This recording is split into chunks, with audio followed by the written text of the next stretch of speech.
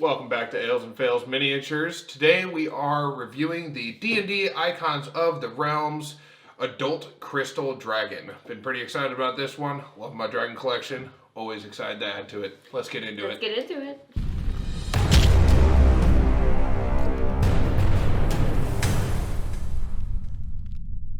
Alright, so here's the unboxing. This is a CR12 creature.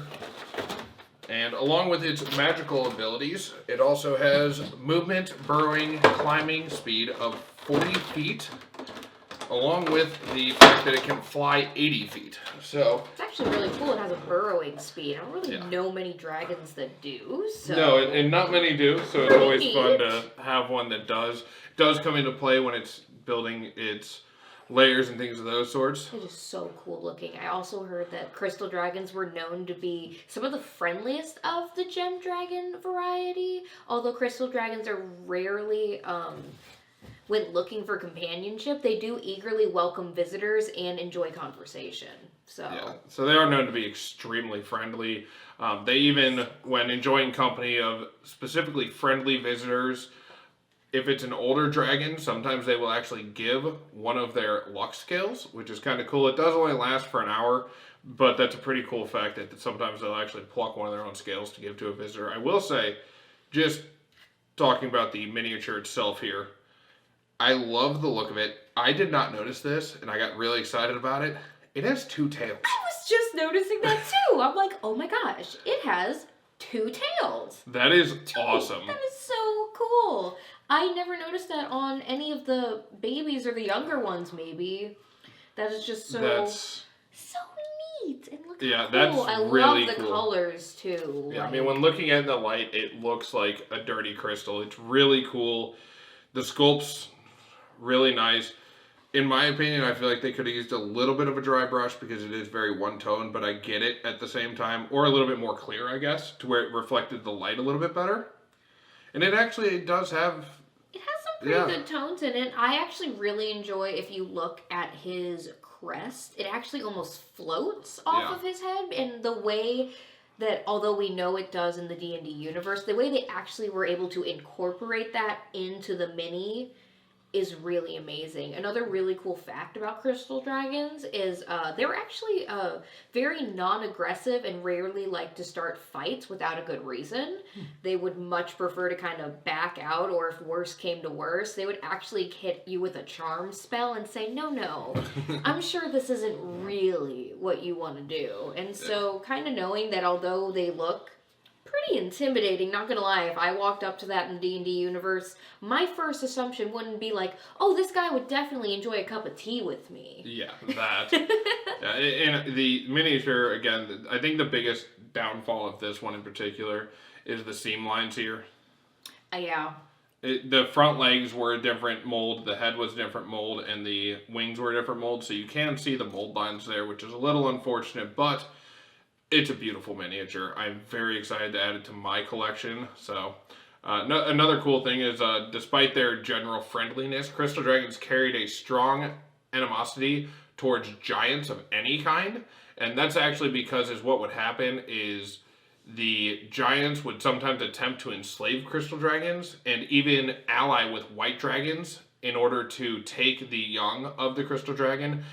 Along with, though, it's kind of backwards at the same time. The crystal dragon at times would actually, if they found a young white, would take them under their wing and actually attempt to raise a white dragon to be less aggressive. It's very rare that that happens, but it is known to happen, actually. That's actually really amazing and kind of tragic all at the same time. Yeah. I will say the only thing paint job wise, they did splatter some black up here on the wing, which is a little unfortunate. That one little itty bitty mark. We're just gonna say it's a character. It's a birthmark. Battle. No, it's a birthmark. Yep, it's a birthmark. Yep. That's how we know this one's our crystal dragon. Yeah, that. Nobody can steal it from us now. That, exactly. No, it's a really cool dragon. I love the crest on it. It's beautiful. Yep. The lower crest. Yep, even its little lower jaw kind of almost looks like iguana-esque. I love that even in the miniature you can see all the little neck wrinkles. Yeah. Which is really cool. Yeah, it's an amazing sculpt. They actually did put a dry brush up here, which is super unfortunate because they put it in the one spot that you're not going to see very often. I wish they would have done it a little bit more up across its crest, a little bit more on the front of the arms, things of those sorts. Yep. But they did do a decent dry brush up here, which unfortunately actually dulled it a little bit.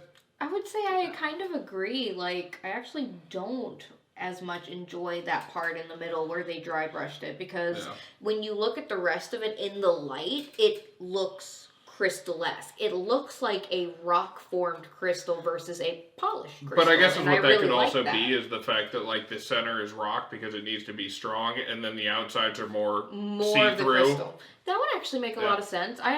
That's a really good way to look at it. Yeah. Another really cool thing about crystal dragons is the breath weapon of a crystal dragon was a cloud of glowing radiant shards versus a usual cone or anything like that.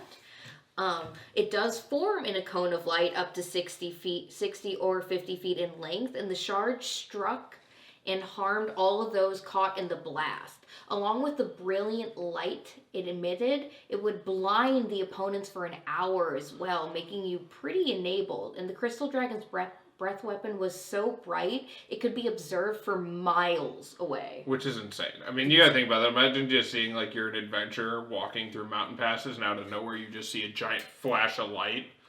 And you're like, what was that? That's not ominous at all. That's not messed up. It's like, well, you saw a crystal dragon fighting something or someone. Which, again, is a pretty rare occasion, apparently, unless it's giants, so... Which is always fun, but... I love crystal dragons, which I, again, just got some facts recently about them as we were getting ready to do the miniature. But the skies above the crystal dragon's lair would remain clear at all times unless magically altered. Also, quartz crystals formed in any type of natural stone and would, for 6 miles, and actually like sprout out of the ground anywhere that the light would hit them. And the dragon could then use its icy sight to cast clairvoyance through them in order to hear or see anyone or anything that through these crystals. So it could use its environment within 6 miles to see or hear is pretty awesome. What I'm hearing is it's going to be very hard to sneak up on a crystal dragon. Oh, yeah. He's got eyes everywhere. Yeah. And that's actually really cool.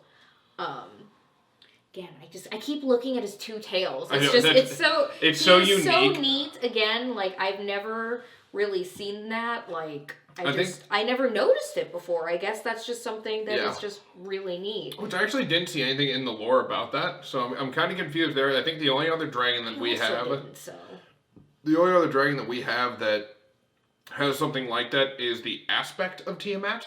Actually has 2 tails, which unfortunately I believe is over at Nick's house. I don't currently have it here to show you guys, but looked up the aspect of Tiamat. I believe it actually has 3 tails, but it's the only other one that I've seen that has multiple tails, so that's pretty cool. And considering it has multiple heads, that makes a little more sense. Yes. So, again, that's just a really cool thing I did not know. It's cute. It's really cute. It's so cute. Something also kind of cool is for their treasure hoards, crystal dragons prize diamonds and baubles that reflect the light, which would make a lot of sense considering how they kind of like their environment.